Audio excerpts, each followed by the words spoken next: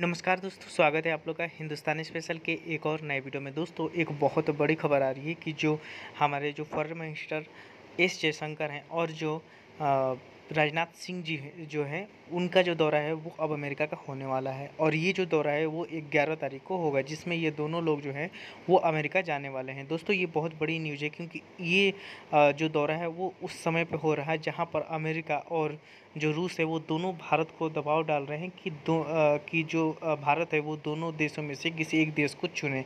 लेकिन भारत, आपको पता होगा कि अभी फिर से एक बार वोटिंग हुई थी जिसमें भारत ने फिर से वोट करने से मना कर दिया। तो कहीं ना कहीं ये जो दौरा है ये काफ़ी ज़्यादा अहमियत माना जा रहा है। और इस समय पर जब बूचा में, आपको पता होगा कि जिस तरीके से जो यूक्रेन के लोगों पर रसिया ने किया, उसके बाद से ही ये जो दौरा है ये कहीं ना कहीं बहुत ज़्यादा महत्वपूर्ण भारत के लिए भी है और ये अमेरिका के लिए भी है, क्योंकि इससे अमेरिका की जो न्यूज़ चैनल है उससे देखा जा सकता है, क्योंकि अमेरिका की जो न्यूज़ चैनल है वो काफ़ी ज़्यादा इस जो विजिट है इसको रिपोर्ट कर रहे हैं। और दोस्तों, इसमें भारत के लिए भी बहुत सारी बातें हो सकती है जो कि आने वाले दिनों में पता चलेगा कि ये क्यों हो रहा है। दोस्तों, इस जो दौरा है इसको देखकर जो चाइना है वो बहुत ज़्यादा परेशान है। तो चलिए वीडियो में आगे बढ़ते हैं और देखते हैं कि ये जो दौरा है इसमें और क्या क्या चीज़ें पे बात होगी। अभी देख रहा था कि जो अमेरिकन गवर्नमेंट है उन्होंने अनाउंस किया है कि 11 अप्रैल को अमेरिका और इंडिया का 2+2 जो मिनिस्ट्रियल डायलॉग है, जिसमें डिफेंस मिनिस्टर राजनाथ सिंह साहब और external affairs minister Jaishankar America आ रहे हैं। आप इसको किस तरह देखती हैं, इस डायलॉग को, इस 2+2 को, जबकि अमेरिकन जो है बहुत सारे क्वेश्चन मार्क इंडिया के ऊपर लगा चुके हैं। तो आप इस डायलॉग को किस तरह देख रही हैं? आपकी क्या अंडरस्टैंडिंग है इस वाले से? जी बिल्कुल, ये आप देखेंगे पहला 2+2 डायलॉग है बाइडेन एडमिनिस्ट्रेशन के अंदर। और जैसे कि 2018 से लगातार डायलॉग हो रहा है, तो पहला मिनिस्टीरियल जो हुआ था 2018 में, 2019 में, फिर 2020 में। ये अब 1.5 साल के जो गैप के बाद हो रहा है। कई इश्यूज थे, जैसे कोविड चल रहा था, उसके बाद आपका पार्लियामेंट्री इलेक्शंस थे इंडिया में। दूसरी बात, यहाँ पे भी जो है जो मेयर गारसेटी हैं उनके नॉमिनेशंस को लेके चीजें चल रही थी, तो कुछ ना कुछ चल ही रहा था, इसलिए चीजें पुश ऑफ हो गई। लेकिन ये बहुत अच्छा है कि फाइनली जो है दोनों साइड्स आ रही हैं साथ 2+2 के लिए। 2+2 डायलॉग बहुत ही इंपॉर्टेंट डायलॉग है। आप देखेंगे हिस्ट्री में भी, एंड हम लोग बाद में भी उस बारे में बात करेंगे, जो जो अचीवमेंट्स रही हैं, बहुत ही महत्वपूर्ण अचीवमेंट्स रही हैं 2+2 डायलॉग की। जहां तक इस डायलॉग की बात है, मेरे ख्याल में कई लोग कह रहे हैं कि जिस परिस्थिति में हो रहा है क्या हो पाएगा, कुछ अचीव भी कर पाएगा। लेकिन मेरे हिसाब से ये बहुत ही सही वक्त पर हो रहा है, क्योंकि इस वक्त जब आप देख रहे हैं कि कुछ तरीके की चीजें आ रही हैं, कमेंट्स आ रहे हैं कुछ लोगों से। वैसे तो मुझे लगता है कि जो अपर एचेलॉन्स ऑफ गवर्नमेंट में लोग हैं वो समझ रहे हैं इंडिया की पोजीशन को, इंडिया के इंडिपेंडेंट स्टांस को। लेकिन फिर भी जो थोड़ी बहुत बातें होती हैं ये सब, स्पेशली वॉशिंगटन डीसी में, तो उस नजरिए से मुझे लगता है ये बहुत अच्छी मैसेजिंग होगी कि जो भी हो जाए, कुछ अगर हमारे बीच में छोटी मोटे मतभेद भी हैं, उसका मतलब ये नहीं कि हमारा जो पूरा का पूरा संबंध है वो उसके नीचे आ जाएगा। तो ये मैसेजिंग के लिए बहुत इंपॉर्टेंट है, दिखाने के लिए कि कुछ भी हो जाए हम लोग साथ हैं और मोमेंटम जो है रिलेशनशिप में वो लगातार बरकरार रखेंगे। अच्छा कृति, ये बताइएगा, रिसेंटली मुझे याद है कि जब बाइडेन एडमिनिस्ट्रेशन आई वॉशिंगटन में, तो उसके बाद जब सेक्रेटरी एंटनी ब्लिंकन ने विजिट करना शुरू किया इंडो पैसिफिक कंट्रीज का, तो वहां पे उन्होंने ये कहा कि खास करके इंडो पैसिफिक के, खास करके क्वाड के ममालिक को कहा कि इंडिया को प्रेफरेंशियल ट्रीटमेंट दें, जिसमें जाहिर बात है अमेरिका खुद है, जापान है, ऑस्ट्रेलिया है। तो आप इसको क्या रीड करती हैं जब एक US secretary of state quad ममालिक को या अपने इत्तेहादियों को कहे कि इंडिया को प्रेफरेंशियल ट्रीटमेंट दिया जाए? तो इससे क्या मुराद है? Economically, militarily, technologically, academically, research में, यानी कैसे आप देखती हैं कि इंडिया को मेन स्ट्रीम किया जाए? ये क्या, इससे क्या मुराद आप लेती हैं? देखिए, जहां पर हम देखते हैं कि एक तो ये बात भी है कि हर किसी को अंडरस्टैंडिंग होना पड़ेगा इंडिया के स्टांस के बारे में। आप देख लें पूरे क्वाड में सबके सब मिलिट्री अलायंस में है कि नहीं, सब ऑलरेडी नेटो में है, अपनी अपनी मिलिट्री अलायंस में। इंडिया महज एक क्वाड पार्टनर है जो कि किसी अलायंस में नहीं है। दूसरी बात, इंडिया उस तरीके का अभी डेवलप्ड इकोनॉमी भी नहीं है, डेवलपिंग इकोनॉमी है लेकिन उस तरीके का डेवलप्ड इकोनॉमी भी नहीं है।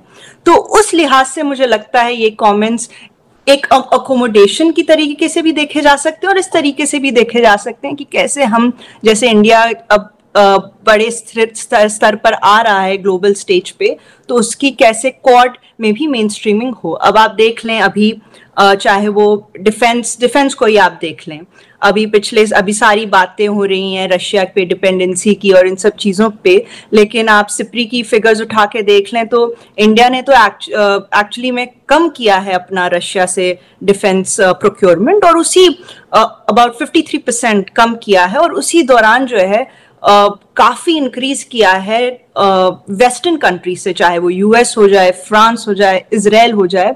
लेकिन अब भारत को ये भी समझना है कि एक निर्भरता को आप हटाने के लिए दूसरी निर्भरता पे ना चल जाएं, तो वो आत्मनिर्भरता भी यहाँ पे जो चल रहा है भारत में वो भी महत्वपूर्ण है। लेकिन उसके साथ साथ मुझे लगता है कि भारत को भी अब देखना पड़ेगा कि आगे चलते हुए हमारा जो फ्यूचर है किसके साथ है। पास्ट के जो टाइज थे वो रशिया के, रूस के साथ थे, सबके साथ थे, लेकिन आने वाले आप सभी जगह पे देख ले, चाहे वो जो बच्चे आते हैं इंडिया से, ज्यादातर वो पसंद करते हैं यूएस में ही पढ़ना अब, या वेस्टर्न कंट्रीज में पढ़ना। ट्रेड टाइज अभी सबसे ज्यादा जो हैं वो वेस्टर्न कंट्रीज के साथ हैं। आपके टेक्नोलॉजिकल एडवांसेस सारे यहाँ से आ रहे हैं, और जिसमें कि इंडियन अमेरिकन भी बहुत ही बड़ा रोल प्ले कर रहे हैं। तो मुझे लगता है उन सब चीजों में एक अंडरस्टैंडिंग होनी चाहिए। जब आप ग्लोबल सप्लाई चेन्स की भी बात करते हैं, इस समय जब कोविड हुआ तो सबसे पहले हमने यही देखा ना कि पूरा का पूरा जो वर्ल्ड था उसे लगा कि हमारी एक चीन पर एक निर्भरता हो गई है, और ये तो सबके ही, सारी वेस्टर्न नेशन सबके ही हित में है कि एक जगह से डिपेंडेंसी ना हो, उसे हम डाइवर्सिफाई करें।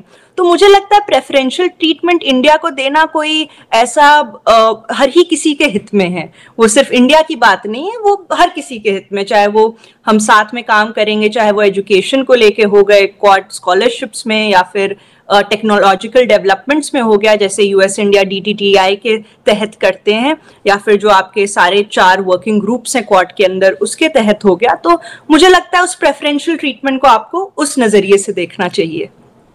अच्छा कृति साहब, ये बताइएगा कि जब जो 2+2 है, सारी बात है ये फॉरेन मिनिस्टर और डिफेंस मिनिस्टर है के लेवल पे है, तो इट मींस के जो अमेरिकन हैं वो जियो स्ट्रेटेजिक कंपटीशन में इंडिया को इन्वॉल्व करना चाह रहे हैं। अगर फॉर एग्जांपल अगर ट्रेड मिनिस्टर बीच में होता या इकोनॉमी की चीजें देखनी होती तो वो एक पता चलता भाई इसकी डायरेक्शन ये है। So when it comes to foreign policy and defence, तो इससे मुराद क्या है, सिर्फ चाइना है या इससे मुराद जो बायलैटरल ताल्लुकात हैं उनको भी स्ट्रेंथन करना है? और काइंडली जरा बताइएगा कि आप क्या समझती हैं, जैसे फॉर एग्जांपल जयशंकर साहब हैं, तो किन फॉरेन पॉलिसी इश्यूज के ऊपर एक कोई डिस्कशन या डायलॉग या एक टॉक या एक बात हो सकती है? देखिए 2+2 को तो आपको ये डिफेंस, स्ट्रेटेजिक और Indo Pacific, freedom of navigation, इन सब चीजों के ही नजरिए से देखना होगा। जो आप कमर्शियल टाइज की बात करते हैं तो उसके लिए अलग फोरम मौजूद हैं, चाहे वो आपका यूएस इंडिया कमर्शियल डायलॉग हो गया, CEO फोरम हो गया, या फिर ट्रेड पॉलिसी फोरम हो गया। तो वो अलग जो है फोरम्स और जगहें हैं जहां पे ट्रेड रिलेशंस की बात होती है। तो यहाँ पे फोकस जो है वो ज्यादा डिफेंस और स्ट्रेटेजिक मुद्दों पर ही रहेगा। ये बात आपकी बिल्कुल सही है, लेकिन मुझे नहीं लगता, देखिए यूएस और बाकियों का तो हमेशा यही प्रयत्न रहेगा कि वो इंडिया को और अपने पास लाएं, लेकिन और वो तो अब सार्वजनिक रूप से भी हो रहा है, वो तो कमेंट सार्वजनिक तौर से भी आपको देख ही रहे हैं। कई लोगों ने कहा है कि हम चाहते हैं इंडिया हमारी तरह वोट करे, इंडिया हमारे एक स्टैंड ले, हमारे जैसा स्टैंड ले। लेकिन देखिए आपको ये समझना पड़ेगा कि इंडिया की अपनी एक विदेश नीति है, राष्ट्र नीति है, और वो उसके हिसाब से चलेगा। तो चाहे दबाव तो देखिए जरूर होंगे, लेकिन वो इंडिया के ऊपर भी है कि उन दबावों में आता है कि नहीं, और मेरे ख्याल में वो नहीं आएगा। जहां तक मुद्दों की बात है तो आप देख लें ज्यादातर जो है अभी सारा फोकस इंटरऑपरेबिलिटी पे है। तो इंटरऑपरेबिलिटी क्या है? इंटरऑपरेबिलिटी है, देखिए जब आप डिफेंस ट्रेड करते हैं तो वो डिफेंस ट्रेड ज्यादा तभी हो पाता है जब आपके सिस्टम एक दूसरे से बात कर सके, एक कंपैटिबिलिटी हो। और वो बस वो एक लंबा प्रोसेस होता है। तो आप देख लें, पहले हमने लमुआ जो लॉजिस्टिक्स अग्रीमेंट होता है वो साइन किया, फिर इन 2+2 का तो मुझे सबसे अच्छा यही लगता है कि इनने जल्दी जल्दी ये सारे फाउंडेशनल अग्रीमेंट साइन करवा दिए। तो जैसे 2018 में हमने कॉमकासा साइन किया यूएस इंडिया ने, जिसके आप जो है आपके सिस्टम्स बेटर तरीके से एक दूसरे से कम्युनिकेट कर सकते हैं, आप ज्यादा हाई एंड डिफेंस टेक्नोलॉजी जो है यूएस इंडिया को दे सकता है। फिर आपने ISA साइन किया 2019 में, जिसे हम कहते हैं इंडस्ट्रियल सिक्योरिटी एनेक्स। इससे क्या होता है कि एक गारंटी मिलती है यूएस कंपनीज को कि अगर हम अपने बहुत ही हाईटेक चीजें इंडिया को दें तो वो इंडस्ट्रियल एस्पियोनाज में नहीं आएंगे। फिर अभी रिसेंटली जब 2020 में हुआ, हमने बेका साइन किया, जिससे इंडिया की जो मिसाइल्स और एयर वॉरफेयर की जो प्रिसीजन है वो और सटीक हो जाएगी, क्योंकि यूएस ने हमें जियोस्पेशियल मैप्स और बाकी चीजों की एक्सेस दी। लेकिन ये अब एक अग्रीमेंट साइन करने से तो ज्यादा कुछ होता नहीं, उसे आपको ऑपरेशनलाइज भी करना होता है। और आप देखेंगे ISA कॉन्फ्रेंस हुई थी लास्ट ईयर, ये सब। तो आई थिंक अब सारे फाउंडेशनल अग्रीमेंट साइन हो गए हैं, तो आई थिंक ज्यादातर बातें यही होंगी कि हम इन्हें कैसे ऑपरेशनलाइज करें, इन्हें कैसे इनका अच्छे तरीके से जो है उपयोग करें। दूसरी बात होगी आपकी डिफेंस ट्रेड की। जैसे आप जानते हैं, पिछली बार भी हमने इस बात पे चर्चा की थी कि डिफेंस एकमात्र एक ऐसा जगह है जहां पे यूएस इंडिया के टाइज बहुत अच्छी तरीके से चल रहे हैं। तो 2008 में ही जो 200 मिलियन तक की कुछ ट्रेड पाइपलाइन